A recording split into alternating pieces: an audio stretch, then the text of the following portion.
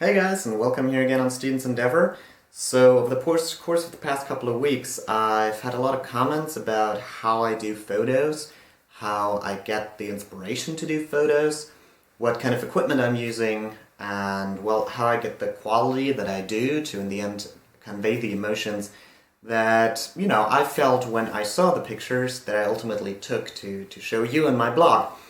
And I was going to take a bit of time to talk about that in general, and of course what you can do to get great pictures for your blog as well, whether you're doing traveling or any other kind of thing. The first most important thing that you need to know is that you do not have to spend a lot of money to get started in this, to get a fairly decent quality of your pictures and to develop them in a way that will make them look a little more attractive, a little more interesting. So first off, the equipment I'm using. You can't see it right now because I'm filming with this camera. It's a Samsung Smart Camera. So it is not a DSLR, not one of those big chunky professional cameras. However, it does have 20 point something megapixels, which is interesting later on when you import the pictures to Lightroom and Photoshop, which I recommend you get. Photoshop is really, really expensive, so I'm not sure you necessarily have to get Photoshop. Most of my editing I do in Lightroom, which is not that expensive, especially when you're a student and university has some kind of agreement with Adobe, which makes Lightroom and Photoshop. Then you might be able to get it really cheap or even free of charge. Just check it out, whichever kind of academy you're in. Even if you're like in a business academy or like an economics academy like I am, you might still have access to the more artsy academies programs like Lightroom or Photoshop, which is the case at my university. And I think I got Lightroom for like $20. I'm not sure. And I got Photoshop for really cheap. I don't even remember. I don't recall. But you can get them fairly cheaply. Okay, so the point is, this camera, 20 something megapixels, that is alright. It's perfect actually. If you have somewhat less, that's alright. I wouldn't go a lot lower than 12. 12 is still okay. The camera I had before and some of the pictures on my blog were actually shot in 12 megapixels. So that's perfectly okay. Most people won't even notice, I bet. In any case, what is more important than the amount of megapixels that your camera can put out is that it can shoot in RAW. That is very important for later on in Lightroom and Photoshop, because RAW will just have a lot more information. As the name says, it'll shoot in a kind of a RAW format. It'll just shoot what the lens sees, and it kind of saves all the information, other than, for example, JPEG, which usually your camera probably, if you put it on auto, will shoot in JPEG. And that already has like some filters and processing in it that the camera does for you that you do not necessarily want, because if you're serious about shooting pictures, you actually kind of want to shoot in a format that allows you to format the picture the way you want it later on and then get the desired effect, whether that be dramatic or soft or dreamy. Well, you want control, and to have that, you want to be able to shoot in JPEG, in RAW, sorry. God, yeah, well, you're probably going to be able to shoot in JPEG anyways. A lot of modern smartphones do that too, and I know of a couple out there that are actually pretty good for shooting photos. If you want, I can have a review on those as well later on, but that's not really the topic right now. So yeah, it's just a Samsung Smart Camera. I would suggest you get a tripod too, because they sell for like $15, $20 or euros or whatever. They're not really that expensive, and they're going to help a lot, especially if your exposure is a little higher than usual. If your shutter speed is a little longer, or, if you just want to take a video of yourself, as I'm doing right now, that camera is mounted on a tripod. Apart from that, there's not that much that you would be needing. I do have a filter, which I rarely use, to be perfectly honest with you.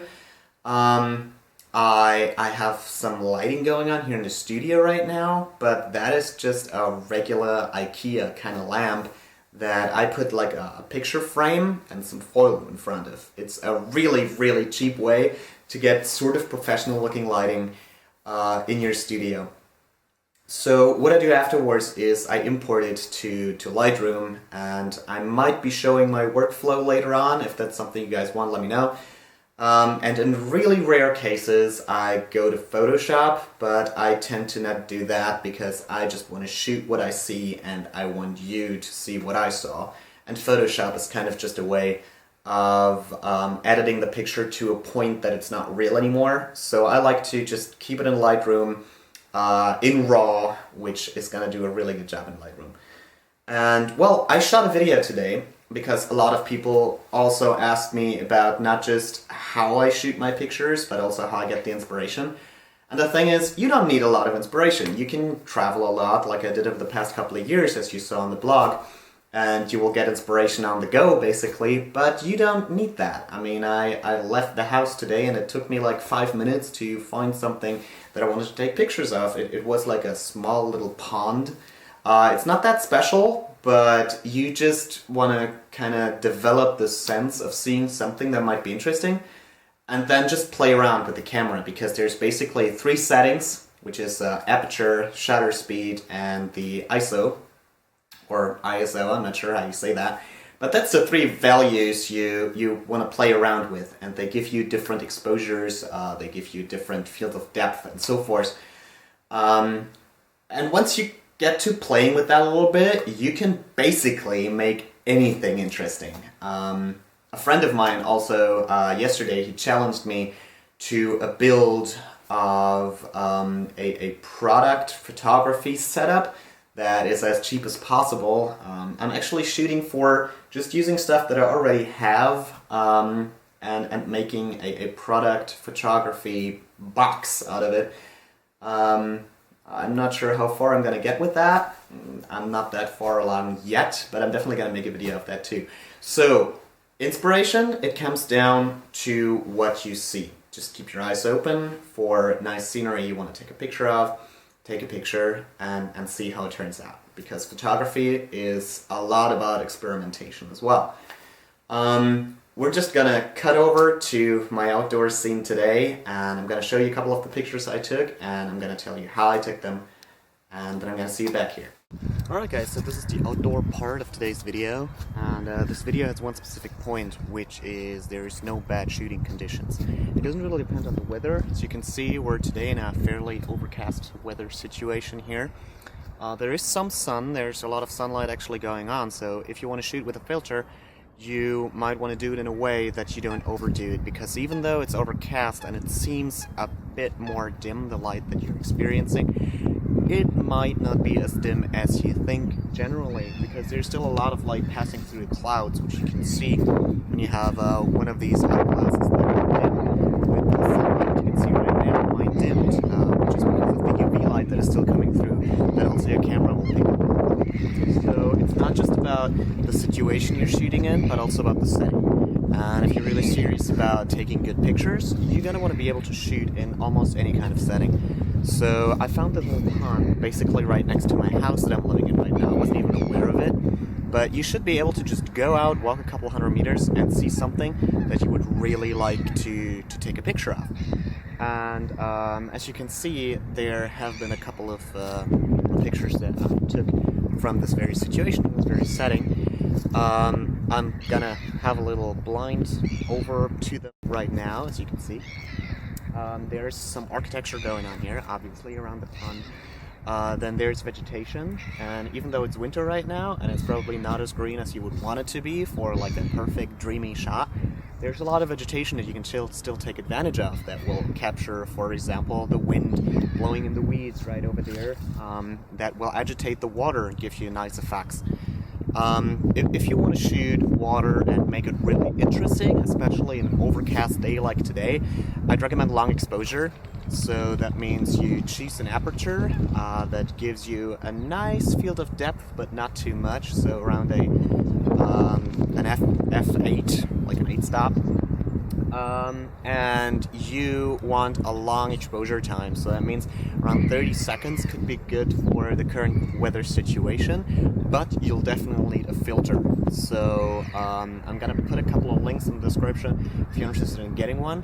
The filter is just basically keeping the sunlight from entering your lens in its entire wavelength, which, keeps you from getting just a white picture, because that's not what you want. You don't want all the white noise. You just want a long exposure to have the water being as active, or rather as smooth as possible, and take some really interesting pictures. Another great idea for an open nature setting like this, of course, is not just vegetation but also animals, and you can find all kinds of them, mainly just birds, but there's also other animals you might be able to take advantage of depending on where you live. So, well, I'm just gonna leave you with a couple of the pictures that I took at this very setting. They're shot in RAW.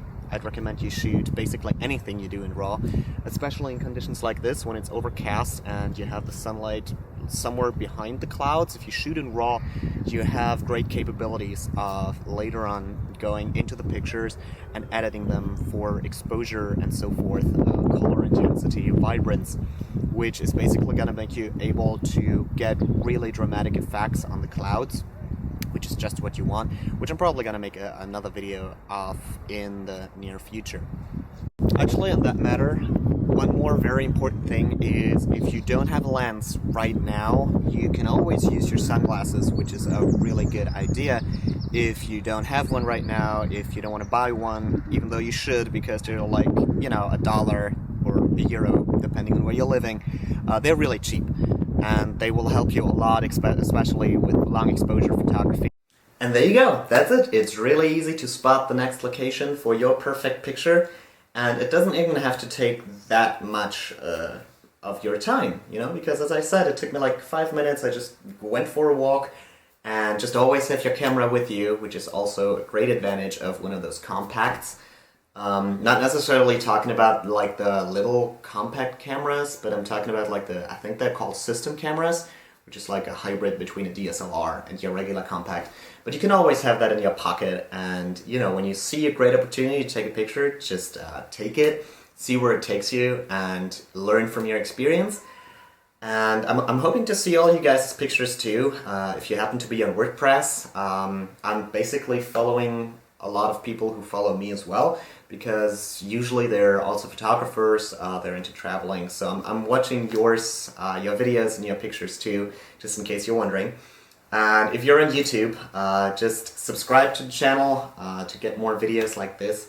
If you liked it, let me know. If you didn't like it, let me know too, but don't be too harsh. Well, okay, be harsh. I can take criticism. Anywho, that's it for the episode today. Thank you for watching. Goodbye.